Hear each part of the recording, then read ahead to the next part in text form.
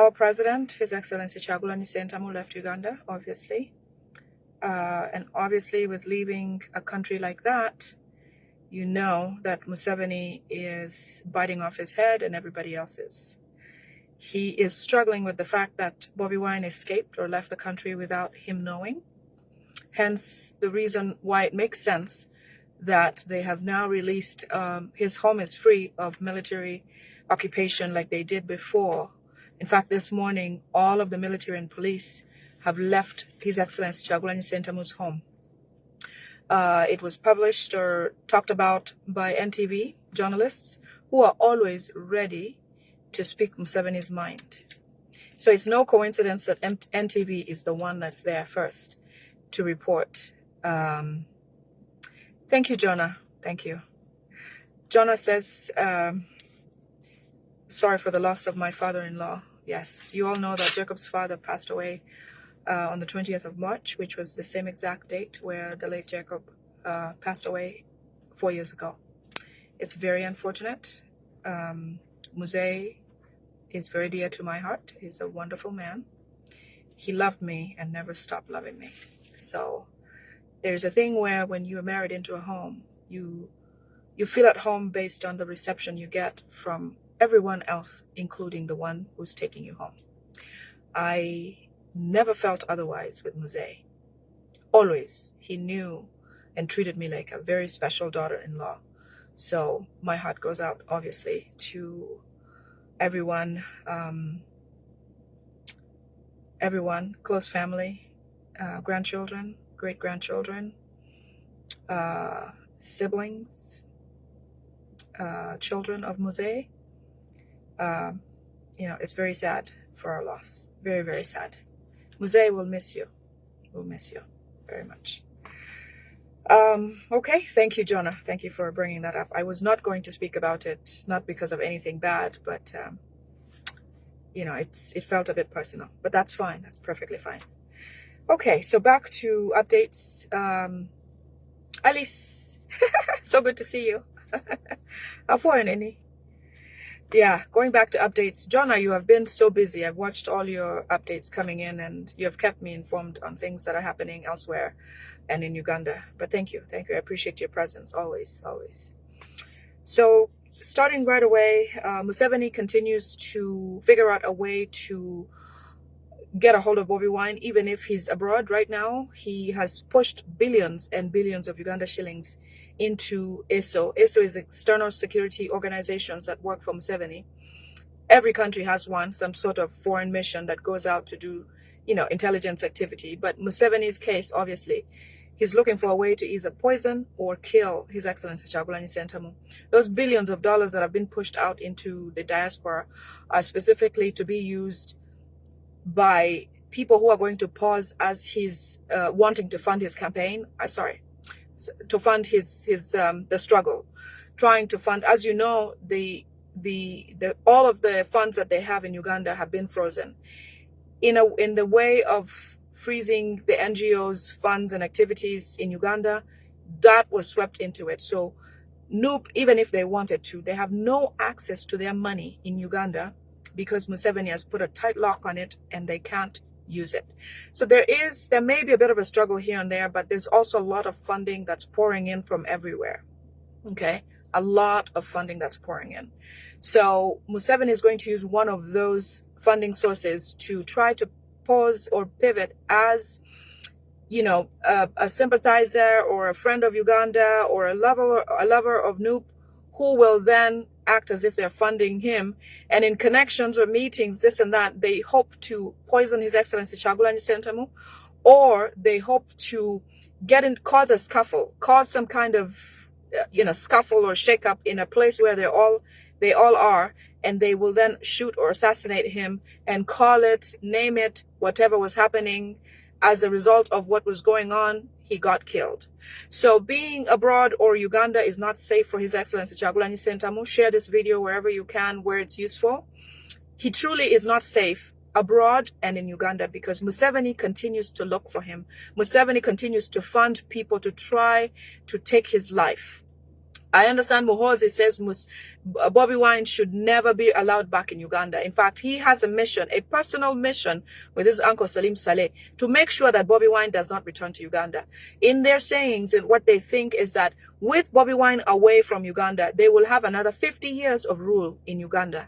But if Bobi Wine comes back, it means any day, any minute, any time, they will lose the presidency, they'll lose power or grip of Uganda. So let us all be protective of our president. If you hear something, if you see something, let us know. Let anybody know. Get the word out. Not obviously to invoke fear, but because it's the reality of our circumstances right now that they are continuously looking to hunt him down. Museveni had not believed that Bobi Wine had left the country until he actually sent that video while he was at the airport. He thought that Bobi Wine was still in the country. The reason why they kept on guarding his home is because they believed somehow he's in his home, maybe in a bunker, maybe somewhere around the neighborhood, maybe he would return. But all of that was false because, as you know, Museveni's intelligence is one of the worst on the planet. He really doesn't have intelligence, because if Museveni's government had good intelligence, we wouldn't get this good information out of there. But there's a lot of information that leaks out, and purposely because so many Ugandans, okay, even those in service for Museveni, even those MPs that you see walking around, the military, the police, all those public servants of Museveni do not want him in power anymore, okay? You know, it's the reason why some of them that he only suspects of sharing information, he will kill. He doesn't joke around. He doesn't. In fact, he has put out word to, or a command to the police and the military to try to find the people who leak information to William, who is Asima Wile, Bible and Politics, the one who I work very closely with, the one who does the Uganda version and I do the English version. That one, Museveni wants him somehow, or he wants the people who share information with him. The other one, the other prominent person that shares information publicly and a lot of Museveni's secrets is Lumbuye. He has been here for a long time. He has done what we are doing now. We are kids compared to him. He has done amazing, amazing work. Okay. I mean, hats off for Lumbuye for a very long time, for staying the course and doing what is right for Uganda. He continues to do. So Museveni says he needs to get information about who are the informants of those people. So even if he tries, I think Museveni's generation is out the door. There's no way that he thinks that he, using his own mind, his generational gifts, to try to take our gifts or take the gifts of the youth and how they share information and all of that. So as much as he tries, he won't succeed. Okay. Moses Ali. Many of you saw the way Moses Ali was dragged recently while at a public function. I think because of his dementia, being old and just being tired of living properly, something happened, something struck him. I don't know if it was a stroke or some sort of behavior that got him off his normalcy. And he was dragged like a sack of potatoes, just dragged out of that place where they were in a meeting. Well, Moses Ali's life his health has taken a turn for the worse. But while that is happening, as you might know, Moses Ali served in Idi Amin's government. Moses Ali has been a lot of things since before Museveni. He was in Idi Amin's military. He was once a rebel. When Museveni came to power, Museveni signed him on with a special agreement to work for him. It is no wonder that Moses Ali, up to his deathbed, is still a minister and will still be re-elected by fraud, obviously. But he's always going to be in parliament until he's done. But now that he's on life support, Museveni and his family are signing over all of his assets. All of Moses Ali's assets are being signed over to the Museveni family. They are taking from the IGG's office and also from ministries of lands and places like that register property or real estate or land and things like that. They're transferring that as we speak. And when they're done doing everything of that sort, they will pull the plug on Moses Ali. Unfortunately, that's how Museveni functions. So they're signing everything over at this moment. And when they're done, they'll be done with him. Museveni is now moving on to the next thing. Museveni is very fearful for his life. He feels like he is either going to be taken alive to go and answer questions with the ICC and other international bodies, or he feels like he could be assassinated any time. He's protecting himself and Muhoozi because he doesn't know what's going to hit him from where, which truly he doesn't know what's coming. But what's coming is not normal. And he knows damn well because he is that kind of person, okay?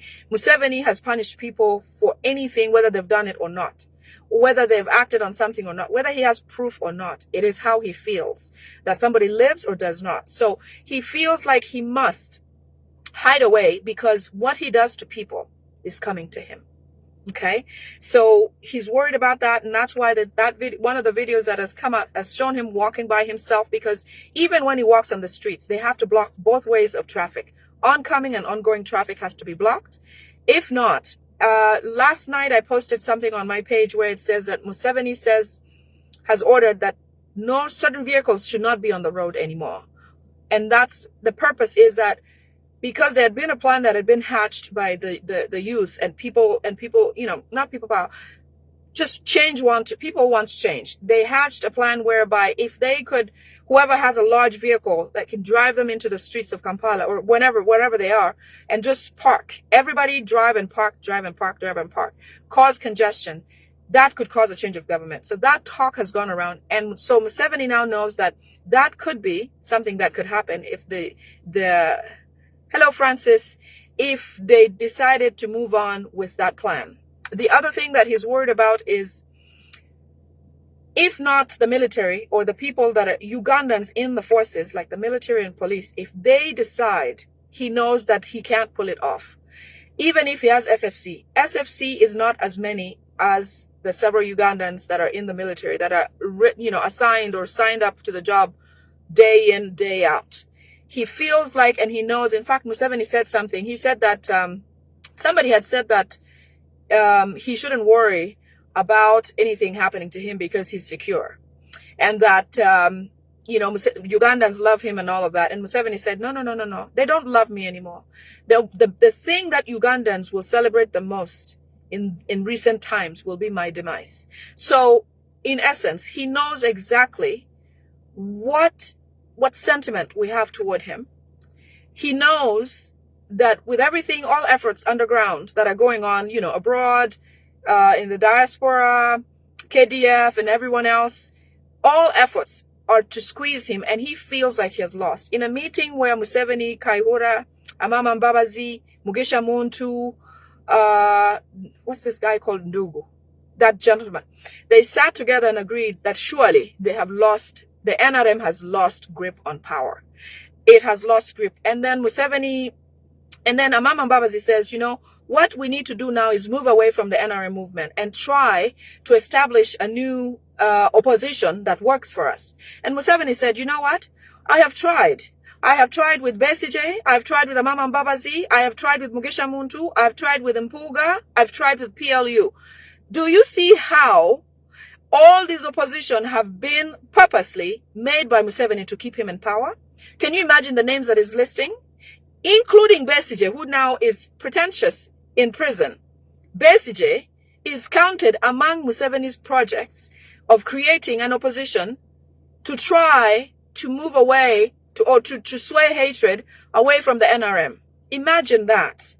Just imagine that in their meeting where Kayihura, Museveni, Amama Mbabazi, Mugisha Muntu, and Ndugu, Rugunda, sit together and try to come up with ideas. And one of the ideas is to create an opposition party. And then Museveni answers and says, no, I've tried. If we create something new, it will not work. Because all the opposition parties I have created have died a natural death because Ugandans don't fall in love with them. These parties include the party of Mpuga, the one, is it ADF, something like that? Amama Mbabazi, when he came, Mugisha Muntu is a leader of a party, right? Although he voted for Museveni. You know, the likes of Besigye. Besigye has been there all along, since opposition days. Besigye has been there. So Besigye has been a design of Museveni all this while. All this while. Okay? The other thing is the artists who were very excited about the new law, copyright law. So copyright law, let me just, I wish I had a lot of time to, maybe I can do a separate video. When a law is to pass and become effective, there are several different stages. So My artists, so whoever the artists are in Uganda, Salim Saleh is now happy that you guys are off his hands. In fact, he called you Mazi. Mazi, which means feces. Something of waste, okay? That's what Salim Saleh called the artists of Uganda. I am done with that waste. I hope they don't come back to me. So in essence, the copyright law that you're celebrating that has passed has not passed. Has not been signed into law. It's ineffective. It takes several stages for something to be legal and to be followed and to be set in stone as part of the laws of the land. The copyright law has not been signed into law. It has not been gazetted. It has not been signed or passed for the second and third hearing in parliament. It has not met all the requirements for it to be active. First of all, Museveni cannot give you copyright laws the liberty. Cannot give you copyright law because it then gives you powers. Even if it's meaningless power, he will not give you the power to exist as independent and successful without him being able to yank your strings. He can't do that. There is nothing good that Museveni does for Ugandans. So as you celebrate that, know that it is useless. It is non-existent. In fact, all he gave you is something for you to lose focus on him. Or meaning Salim Saleh, so that you don't have to keep calling him and asking him and this, that, and the other. Obviously, a lot of our singers or artists don't labor very much to educate themselves or learn about, I don't want to insult anyone, but I'll leave that. I don't want to insult anyone. Okay. So anyways, let's move on to Muhoozi. He doesn't want Bobi Wine back in the country. He says he's going to kill him.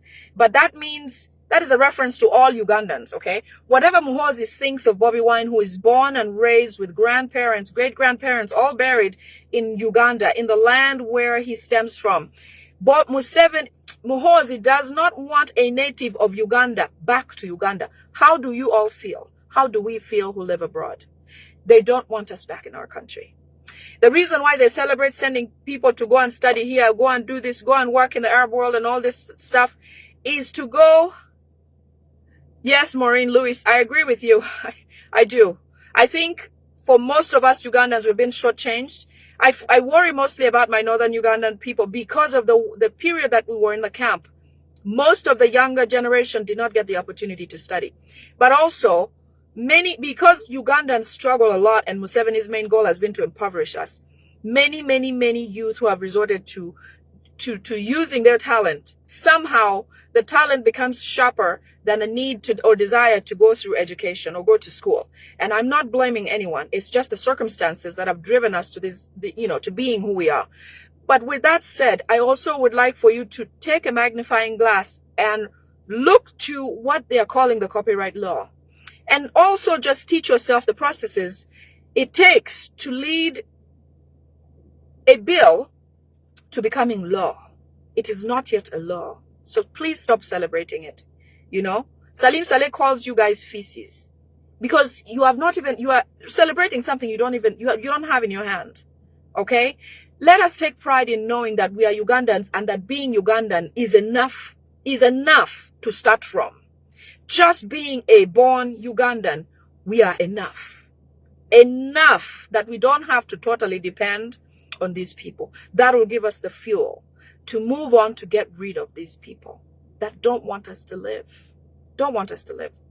Several youths have disappeared, continue to disappear from the ghettos and parts of Kampala or Uganda in general. Anybody who's a staunch people power or Noop supporter, if you're waving the flag, you're associated with Noop. Many youth are disappearing without a trace. Nobody know. You see your friend today, tomorrow they're gone, and then you don't see them ever again. So the genocide continues, as you know, like Museveni always did. Genocide in Uganda continues quietly this time, because they're not going to shoot you in broad daylight. They will take you and you'll never return. So document. Okay. Yes. So Bobi Wine's home has now been freed after 3 months. Okay. That goes to show you that they wanted to capture him. Even if several apologists, Mukasa Mbide with the cross eyebrows, comes on TV and says, oh, we were not looking for him. Nalweso comes out and says, we knew he was living somewhere. In fact, he was eating fene and all that. No.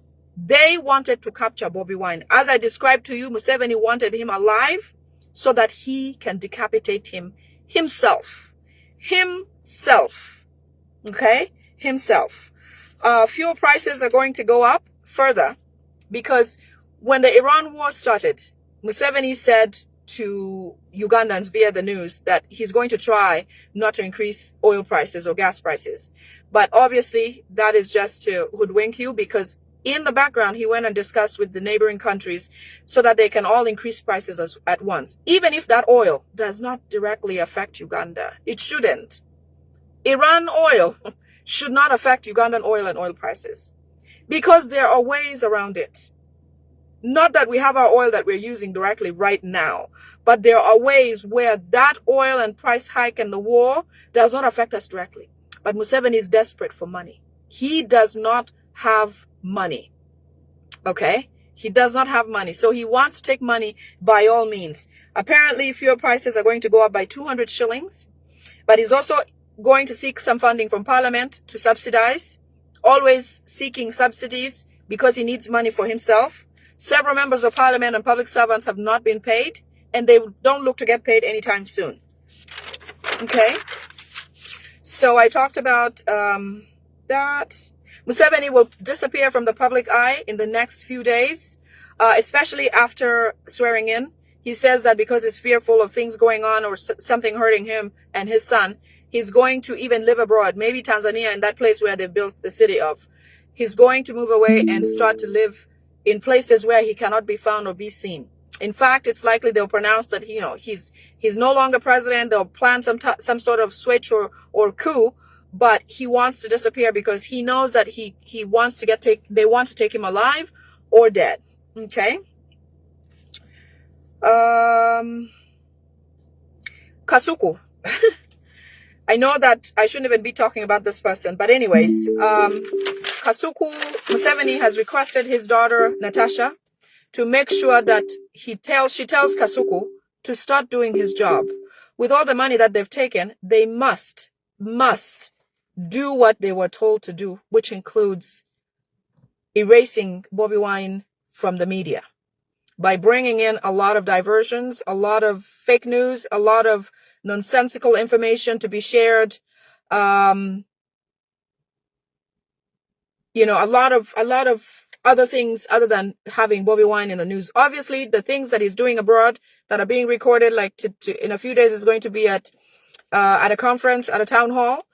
All of that, they don't want to be publicized or published in Uganda. So he's trying his best to make sure that the Kasukus light it up and keep up with the nonsense or diversions to keep Bobi Wine away from media. Okay? The other thing that they're going to do is to try to cause a lot of poverty among the farmers or traders in especially the central region, because according to Salim Saleh, he says that he has successfully done it in northern Uganda, and also eastern Uganda was successfully done, whereby in eastern Uganda, the farmers, if you notice in several years ago, in fact, I remember experiencing this myself, where farmers were being given fertilizer or hybrid animals instead of the ones that they have, so that they can lose quality of their herd or lose quality of their produce.